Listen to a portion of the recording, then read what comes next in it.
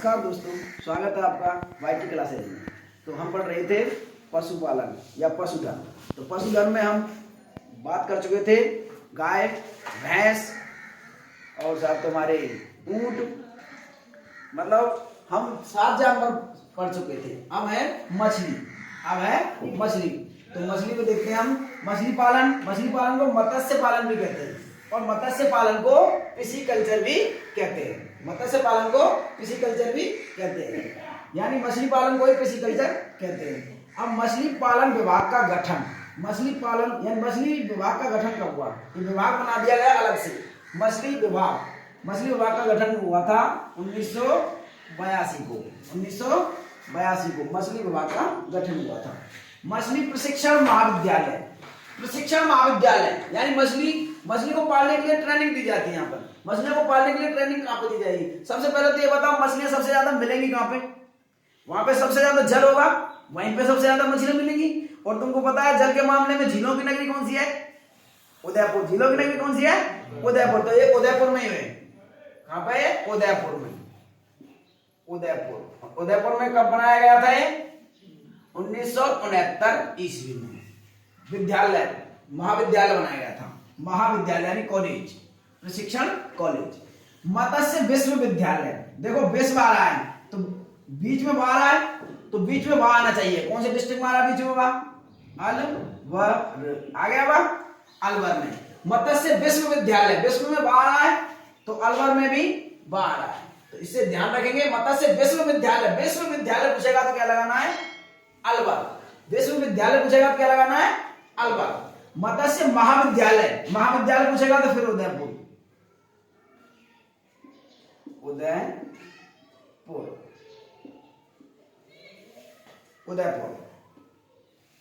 उदयपुर 2 बार एक बार को काट दो भाई, है ना। फिर इसके बाद देखेंगे मछली अभ्यारण्य कहाँ है? एक तो कानोता जयपुर में पड़े, कानोता जयपुर। और एक पड़ता है बड़ी तालाब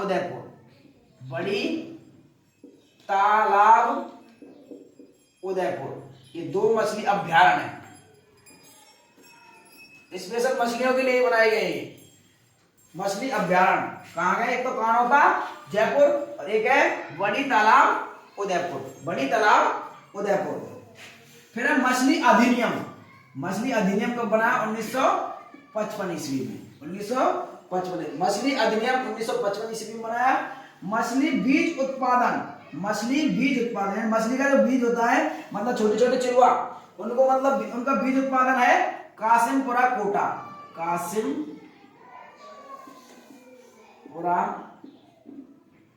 कोटा में। एक जगह तो कासिमपुरा कोटा है और दूसरी जगह है, 2 जगह है। एक तो कासिमपुरा कोटा, एक है भीमपुरा बांसवाड़ा।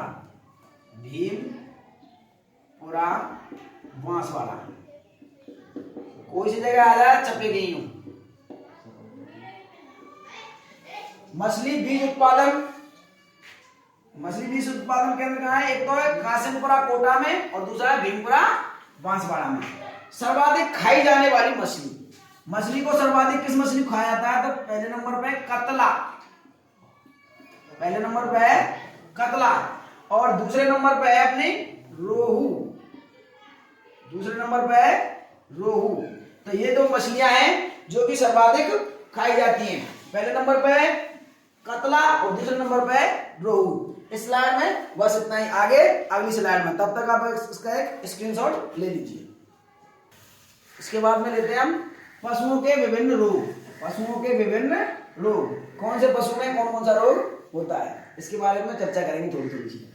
देखो भाई, शीप पॉक्स, जैसा कि नाम से ही पता चल रहा है, शीप मतलब भेड़, पॉक्स भेड़ के होगा। ब्लू टंग और फड़किया, ये तीनों रोग भेड़ के होंगे। भेड़ से संबंधित है भाई, भेड़ में होंगे तीनों रोग। इसके बाद में खुरपका मुंहपका, संक्रमण गर्भपात और बेबीसियोसिस, ये रोग होंगे हमारे गाय और भैंस में।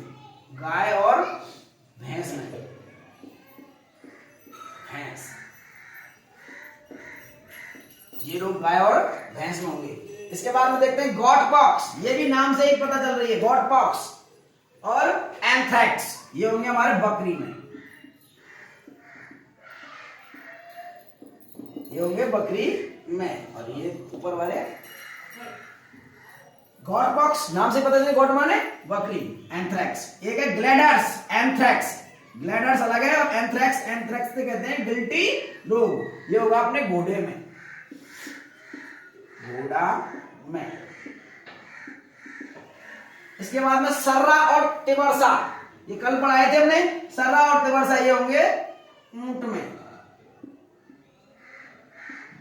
ऊंट में सर्रा। ऊंटों को भारत में, ऊंटों को राजस्थान में लाने का श्रेय था पाबू जी को। रैबीज जो कि कुत्ते में, रैबीज, और पार्वो, कैनाइन और डिस्टेम्पर ये सभी होते हैं कुत्ते में। रैबीज के टीके भी लगते हैं, कुत्ते की लार में ये वायरस पाया जाता है रैबीज, कुत्ते काटने से ये हो जाता, पागलपन हो जाता है, तो उसको हम रैबीज, रैबीज बोलते हैं। स्वाइन फीवर, स्वाइन मान होती है सुअरी, तो स्वाइन फीवर, फीवर मान बुखार, तो ये सुअरों से संबंधित है, तो ये होगा सुअरों में, सुअर में। अब लंगड़ा बुखार, पीलिया ज्वर, क्षय रोग यानी तपेदिक टीबी, टीबी भी बोलते हैं इसको, टीबी। तो ये टिटनेस, खुरपका, मुंहपका, ये सभी पशुओं में, लगभग सभी पशुओं में होते हैं, सभी पशुओं में। खुरपका, मुंहपका, टिटनेस, क्षय रोग, पीलिया ज्वर, लंगड़ा बुखार, ये सभी पशुओं में होते हैं। इस स्लाइड में बस इतना ही, आगे अगली स्लाइड में, तब तक आप इसका एक स्क्रीनशॉट ले लीजिए। अब हम विभिन्न पशुओं के मांस के नाम, विभिन्न पशुओं के मांस के नाम पढ़ाएंगे, इसको क्या बोलते हैं और इसको क्या बोलते हैं। तो पशुओं के मांस, पशुओं का यहाँ पे मांस ले लेंगे, मतलब कौन से पशु का मांस है, और यहाँ पे लिख लेंगे उसको क्या बोलते हैं, नाम, उसका नाम। तो पशुओं का मांस, पशुओं के मांस को क्या कहते हैं, उसका नाम है यहाँ पे। भेड़ और बकरे का मांस, तो भेड़ और बकरे का मांस, तो इसको भेड़ और बकरे का मांस को बोलते हैं मटन, मटन कहते हैं इसको, भेड़ और बकरे का मांस को, भेड़ और बकरे के मांस को मटन कहते हैं। इसके बाद बकरी के मांस को हम चेवड़ी कहते हैं, चेवड़ी, बकरी के मांस को चेवड़ी कहते हैं। सुअर का मांस पोर्क, पोर्क बोलते हैं सुअर के मांस को। मुर्गे का मांस सभी जानते हैं लोग, चिकन कहते हैं इसको, चिकन पीस, चिकन। मुर्गे के मांस को बोलते हैं चिकन, और चूजे के मांस को बोलते हैं ब्रॉयलर, ब्रॉयलर, चूजे के मांस को बोलते हैं ब्रॉयलर। और हिरण, हिरण के मांस को बोलते हैं वेनिसन, वेनिसन। गाय और भैंस के मांस को बोलते हैं हम बीफ। तो इस प्रकार ये मांसों की स्लाइड कंप्लीट हुई। स्लाइड में बस इतना ही, आगे अगली स्लाइड में, तब तक आप इसका एक स्क्रीनशॉट ले लीजिए। इसके बाद में लेते हैं हम पशुपालन विभाग द्वारा आयोजित मेले। राजस्थान में पशुपालन विभाग द्वारा आयोजित मेले कितने हैं, 10 मेले हैं। तो सबसे पहले देखते हैं श्री गोमती सागर पशु मेला, ये लगता है झालापाटन, झालावाड़, कहाँ लगता है, झालावाड़, झालावाड़ में लगता है। चंद्रभागा पशु मेला, ये भी कहाँ लगता है, झालावाड़। महाशिवरात्रि पशु मेला, ये लगता है करौली में, महाशिवरात्रि पशु मेला लगता है करौली में। श्री मल्लीनाथ पशु मेला, तो ये लगता है तिलवाड़ा बाड़मेर में, तिलवाड़ा बाड़मेर में लगता है मल्लीनाथ। कार्तिक पशु मेला, ये लगता है पुष्कर अजमेर में, पुष्कर अजमेर में, कार्तिक पशु मेला पुष्कर अजमेर में। जसवंत प्रदर्शनी आपनो भरतपुर, हीरादास की बगल में एक स्टेडियम है जसवंत प्रदर्शनी, वहां पे मेला लगता है। गोगामेड़ी पशु मेला हनुमानगढ़ में, हनुमानगढ़ गढ़। गोवा मेरी पशु मेला हनुमानगढ़। श्री बलदेव पशु मेला मेड़ता, मेड़ता सिटी नागौर, मेड़ता सिटी नागौर में लगता है ये जो मेला है। कौन सा? श्री बलदेव पशु मेला। और मेड़ता, मेड़ता की राजकुमारी थी मीरा, मीराबाई। बाबा रामदेव पशु मेला तो ये लगता है मानासर, मानासर नागौर, ये भी नागौर में लगता है। और श्री तेजाजी पशु मेला, श्री तेजाजी पशु मेला लगता है पर्वतसर नागौर, पर्वतसर, पर्वतसर कहाँ लगता है? नागौर। और सबसे ज्यादा पशुओं के मेले कहाँ लगते हैं? नागौर में। इंपॉर्टेंट है, पूछ ले जाए तो। ठीक है भाई, इस स्लाइड में बस इतना ही, आगे अगली स्लाइड में, तब तक आप इसका एक स्क्रीनशॉट ले लीजिए। इसके बाद में कुछ महत्वपूर्ण तथ्य और पढ़ लेते हैं। श्वेत क्रांति, तो श्वेत क्रांति का पहले तो श्वेत क्रांति किससे संबंधित है? ये लिखेंगे हम, दुग्ध उत्पादन, दुग्ध उत्पादन से संबंधित है श्वेत क्रांति। और श्वेत क्रांति का जनक, जनक कौन है इसका?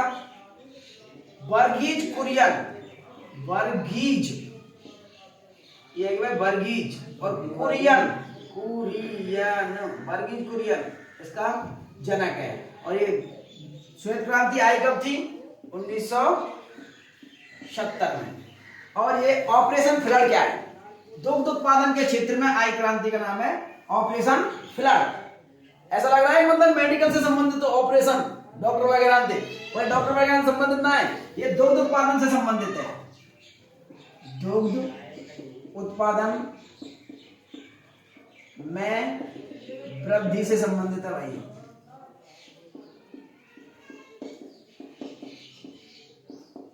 आपको पूछ सकता है कि ऑपरेशन फ्लड क्या है? तो दुग्ध उत्पादन में वृद्धि से संबंधित एक योजना है ऑपरेशन फ्लड।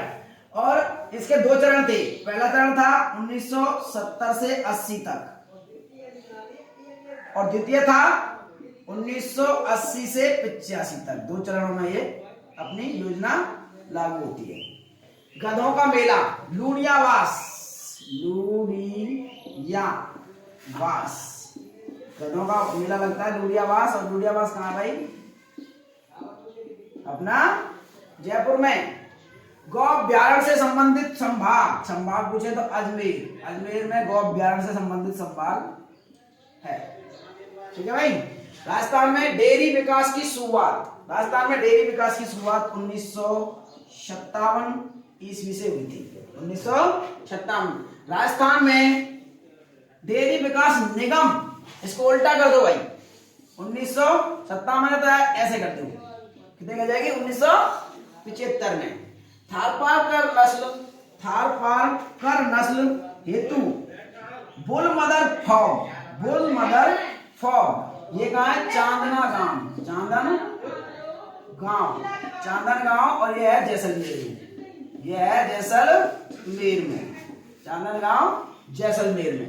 इसके बाद में राजस्थान में सूकर यानी सुअर, सूकर यानी सुअर प्रजनन केंद्र, ये कहाँ है? अपने पड़ोसी डिस्ट्रिक्ट अलवर में।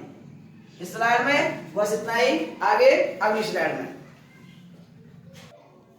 इसके बाद में देखते हैं हम कि पशुओं का नाम और गर्भावधि, मतलब कितने दिन गर्भ में बच्चे को रखते हैं। तो गाय, गाय रखती है 280 दिन, और लगभग मतलब औरत भी अपने बच्चे को 270 की समथिंग रखती है। इन सबका मतलब, इन दोनों का मतलब गर्भावधि मतलब समान है, इसलिए गाय को माता भी कहते हैं। मतलब उतने गर्भ में हमको हमारी माता रखती है, उतने ही गाय रखती है, इसलिए इसको माता के बराबर माना जाता है गर्भावधि। तो इसको गाय को माता भी कहते हैं। भैंस, भैंस कितने दिन रखती है? 310 दिन। भेड़ और बकरी, भेड़ और बकरी कितने दिन गर्भ में रखती है बच्चे को? 151 दिन। गधी पूरमपट्ट एक साल 365 दिन। घोड़ी, गधी के बाद में घोड़ी को देखते हैं हम, 300 दिन रखती है। घोड़ी अपने बच्चे को 300 दिन गर्भ में रखती है। ऊँटनी 400 दिन बच्चे को अपने घर में रखती है, और हथनी रखती है 624 दिन। आज के लिए बस इतना ही। अगर आपको हमारी वीडियो पसंद आ रही हो तो लाइक करें, शेयर करें और सब्सक्राइब करें, और एक प्यारा सा कमेंट छोड़ें। धन्यवाद।